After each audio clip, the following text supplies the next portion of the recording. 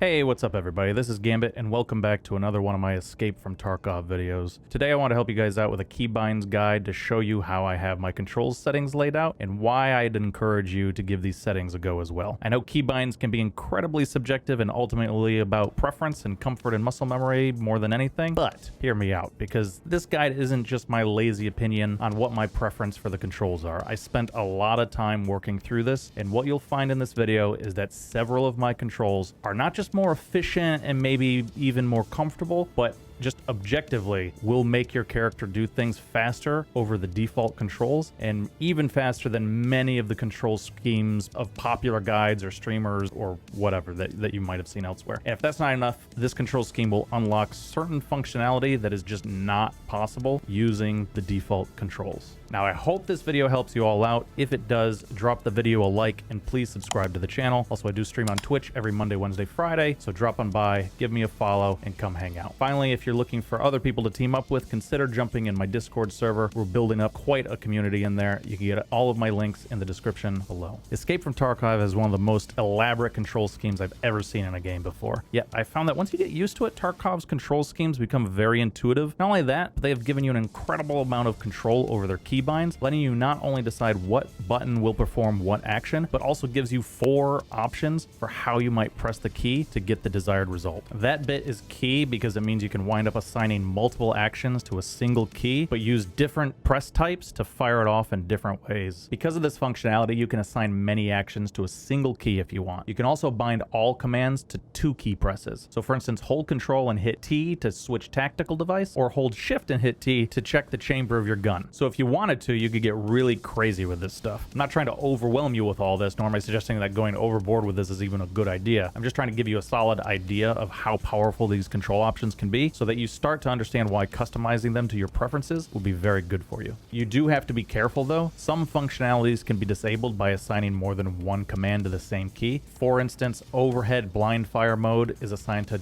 Alt plus W by default, but W is also how you move forward, obviously. So this means that if you're using the default control schemes, you can't blind fire while moving forward. However, if you separate out the keys, you in fact are perfectly capable of moving forward while firing blind. Now, I know some of you are thinking this is a stupid example because blind firing is meant to be done while you're crouched behind some low cover. Why would you ever need to move forward while blind firing? For the memes, obviously. But no, seriously, there could be any number of situations where it might come up. Now, in general, the default controls are quite good, but I don't think they're terribly comfortable personally. There's like 11 controls bound to the Alt key, and I don't know about you guys, but I feel like I'm playing a bit of thumb twister when I have to hold down Alt and start smacking other keys. Worse, I feel like it makes me slower when in the heat of battle, forcing me to either be clumsy to try and do something or choose not to do something at all out of that fear of being clumsy. There are lots of little inefficiencies like this, and they can get even worse if you rebind your keys the wrong way. Worse, because of how complicated the controls are, you might not even realize what you're missing out on if you screw something up. But all that said, this guide is meant to get you guys to think about all this stuff so you know what you're excluding or missing out on and choose to do so deliberately, even if you don't use my controls. So let's start with mouse sensitivity. You've got 2 options here, one for general and one for aiming. Both are complicated. My mouse mat is about 20 inches wide, and I'm a low sensitivity player, and I tend to like that 20 inches to equate to about a 360 degree turn. The problem is, at my current sensitivity, I'm wearing light armor. If I take it off, now that same 20 inches, and I do a full spin plus another quarter, but then if we put on our really heavy armor, now that same 20-inch mouse swipe is about 100 degrees. It's barely over half a turn. That's terrible. Now, some of you might think you get around this by fine-tuning your sensitivity around what armor you're going to wear in each raid and just swap out the sensitivity on the fly. Unfortunately, it's pretty common to trade your armor for someone else's in the middle of a raid. Even if you're never wearing armor, there's a huge slowdown effect to your turning speed whenever you sprint, which is also combated by increasing your sensitivity. So here I am with low sensitivity. That was a full 20-inch swipe there, and I did a quarter turn.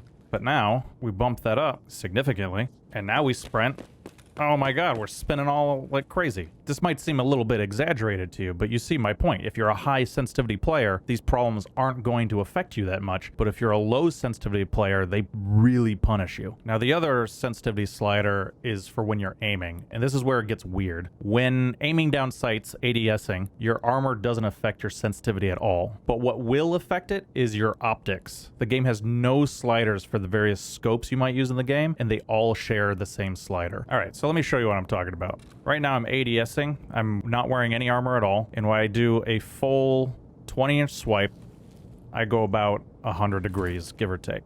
But now, put the armor on, ADS, do the same 20-degree swipe, puts me exactly at the same place, so it doesn't matter. But then we swap to our scope, and now the same 20 inches moves me that far. And you can, this is a variable scope, so you go even further in, but when you swipe, it puts you to the same exact level. And to make it even scarier, there's actually a red dot on top of the scope, but when you do a full 20 inches with that red dot, it does the same thing. It only puts you that far. So how to deal with this? First, if you're a high sensitivity player in general, then I wouldn't worry about it too much because you won't experience the problems I've been talking about, or at least not enough that you won't be able to compensate for them naturally. For the rest of us, as I've seen it, you've got three choices. One, bump up the sensitivity and get used to it. I know people who've had very good success running around 800 DPI and 40 to 50 in-game sense for both general and aiming sensitivity. If you can make that work for you, then great. Second, set your general sensitivity to something higher than you're comfortable with when not wearing armor, but something you can still work with when wearing armor. The idea is if you put on the heaviest gear in the game, you should still be able to move in it. But if you're naked, you're just gonna have to get used to not spinning like the Tasmanian devil. But then set up your aiming sensitivity to something you're comfortable with when using iron sights and either bump it up just a couple of points to be livable when you're using long-range scopes or get used to it. One thing you can do to adjust when using big scopes is to line up your shot before you ADS, and then when you ADS, you'll either already be on target or you'll just need to adjust a small amount. This isn't an ideal solution, but I've been making work for me for the most part. I'm pretty comfortable with this setup right now, and the only time I've had trouble is when I'm using big scopes up close. For those times, I'm mostly just point firing and hoping to land my shots that way. The third option, and it's one I'm kind of experimenting with right now, is if you have a mouse that can change its DPI on the fly, then just set up 2 or 3 DPI profiles and cycle between them based on what you're geared with. I'd recommend you don't go crazy with this, as if you go from 800 DPI to 3000 to deal with high-powered scopes, you might find it extremely hard to turn when not ADSing with such a dramatic DPI shift. If you're wondering what I go with personally, I use 1500 DPI with an in-game sensitivity of 0.13 and an aiming sensitivity of 0.1. But I have my DPI shift button set to 2500 in case I need to snipe. This has been working for me so far, but I admit I'm a very low sensitivity player. Most people probably use a higher sensitivity than me anyway, so they're probably going to be best off with option 1 above. But for anyone who is a very low sensitivity player like me, option 2 or 3 or some combination of the two should probably work for you. Okay, next let's talk about the double click timeout. I did a video about this yesterday, but basically if you have a command bound to double click, this is the amount of time the game will wait after you click the key once to see if you click it again. If you do, it fires off the double click command. If you don't, it fires off the single click command. So for instance, when reloading, normal reload is bound to R, while quick reload is bound to double tap R. Here's the problem. The quick reload is faster than normal reloading by about 0.38 seconds. But with this default keybind, if you single click for a normal reload, the game is already going to wait 0.3 seconds before it activates because it's waiting that long to see if you want a quick reload instead. So if you bind quick reload to something different, your normal reload is going to activate the instant you click the R key for the very first time and will be almost as fast as quick reloading would be under the default settings. And under these new settings, quick reload, if bound to a single click elsewhere, will fire off faster as well. Apply the same logic to every double click command and save yourself a third of a second by rebinding them. Lots of guides advise you to set a lot of commands under double click. Trust me, don't. In a game like Tarkov, where a single bullet can kill you, saving a third of a second can sometimes be an eternity. Now hopefully I've made my point here and convinced you to use this infrequently, if ever. Now let's get into the specifics of the keybinds themselves. So first things first, and this is just personal preference, but I don't like using the Alt key much in an FPS game. I just don't find it to be very comfortable to push. Now the good news is not too many of the Alt bound commands are super vital, so if you're comfortable with with Alt, you can leave it there and it shouldn't trip you up much. But if you're like me and you don't find it comfortable to use Alt all the time, consider either binding a lot of your keys to Control, which by default only uses 2 commands for it, or you could swap it over to Caps Lock. Or you can do what I do and bind it to your thumb button on your mouse. I bind it to mouse 3, which is the closer thumb button, and I find it way more comfortable to use because my thumb is always close to it and my thumb doesn't have anything better to do anyway. So this really works for me. Some people like to bind more high action keys to this button though, which I understand, but try it out. You might find it suits you, even if it's not super intuitive at first. All right, now from there, let's go over the actual key binds. Finally, I know. All right, your standard move keys, I just leave as default, obviously. Smooth, lean, right, and left by default go to Alt plus D and A respectively. I've swapped this over to mouse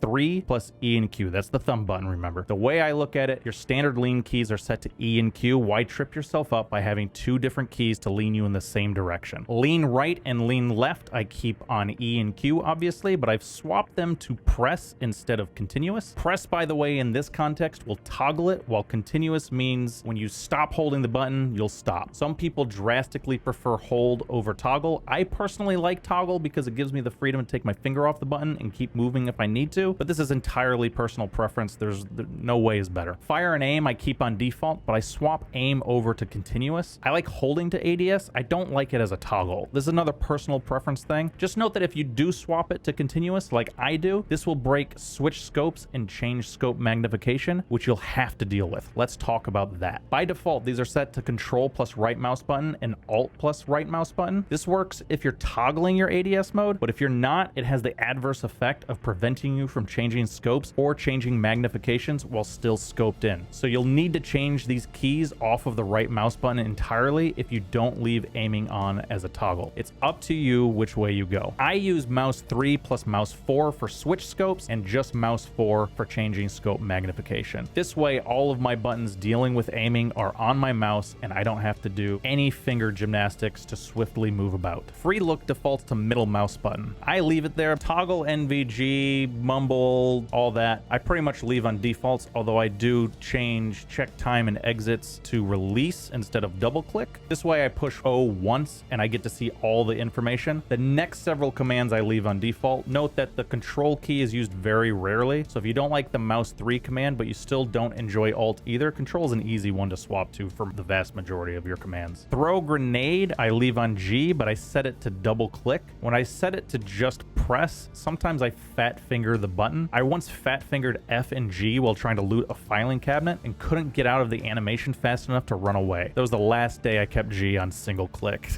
Reload weapon I keep as default. Don't change this to press. Doing so will break other commands, which we'll get to in a second. Quick reload weapon I set to mouse 3 plus R and set it to press instead of the default of double clicking R. This is something you should absolutely do even if you don't do it exactly this way. Doing so will cut 1/3 of a second off your reload times. Next and previous magazine I keep on default. Check ammo I swap to mouse 3 plus T. Fire mode I keep the same, but check fire mode I switch to mouse 3 plus B. Check chamber I leave as default. Prone I switch to Z. Sprint I keep on shift but set to continuous instead of press. I prefer to hold to sprint. You might prefer to toggle it, but I recommend you keep one thing in mind about that. If you let go of W before you stop sprinting, you'll actually skid to a halt, which makes a specific sound effect and actually slows you down a bit. I have found for me personally, if I set sprint to toggle, I always get lazy and just let go of W to stop sprinting and suffer all the time as a result. If it's set to continuous, then you need to let go of shift just a bare instant before letting go of W, or you can just let go of shift and keep moving seamlessly. Just food for thought, do whatever is most comfortable for you. Duck really just means crouch, and I keep it set to the default of C. Keep it on release, as next and previous walk pose require you to hold C and move the mouse wheel to adjust your crouch height. Walk I leave at default. This is basically a toggle that will drop you to minimum walking speed immediately. Some people set this to continuous, and that's cool, but personally I walk a lot and I prefer to free up the finger while continuing to walk. Now by default, overhead blind fire is set to Alt plus W, and right side blind fire is set to Alt plus S. The interesting thing about this is if you use W and S with these keys, you can't move forward or backward respectively while using these. But if you change those keys, you will be able to, which will seriously improve your mobility while using them. So what I do is I use Alt plus right mouse button and Control plus right mouse button. The way I figure it, you can't ADS while using these commands anyway, and the command has to do with aiming your weapon in a weird way, so why not use the aim button to do your you're aiming. Let me know what you think of this in the comments below. I really like it. Now, sidestep right and left, I set to mouse 3 and D and A respectively. By default, it's set to Alt E and Q. But as with the lean keys, I just find this far more intuitive to use the, strafing keys as the sidestep keys than using the lean keys for the sidestep keys, Examine weapon, I keep to default. Fold stock, I switch to mouse 3 and L instead of Alt plus L. Inventory, I keep on tab. Jump, I keep on space. Knife, I switch to X, and draw knife, I keep on V, but I swap from double click to press. By doing it this way, when you hit X, you'll instantly swap to your knife instead of being delayed by 0.3 seconds. The next numerous keys I leave on default. Discard here is interesting. I know it says end instead of the default of delete. I have this set to this extra finger button next to my left mouse button, and that's what end is bound to. Using this is what helps me very quickly drop items. Feel free to use U or H. Hold breath I have set to the default of Alt. Some people like swapping this to Shift. Frankly, I like swapping this to Shift, but the problem with doing it this way is if you're moving forward while ADSing and you tap Shift, you're gonna sprint forward instead of holding your breath. I've died because of this at least a couple of times. Never again. So that's basically it, guys. This was a long one, but I really hope it helped you out. In my next video, I'll go over a bunch of hotkeys not set up in settings, which will help you guys out with inventory management and some other stuff. If this video did help you out, please give it a like and subscribe to the channel. Jump into my Discord server, follow me on Twitch, come to my birthday party, co-sign my car loan, and I'll see you guys next time.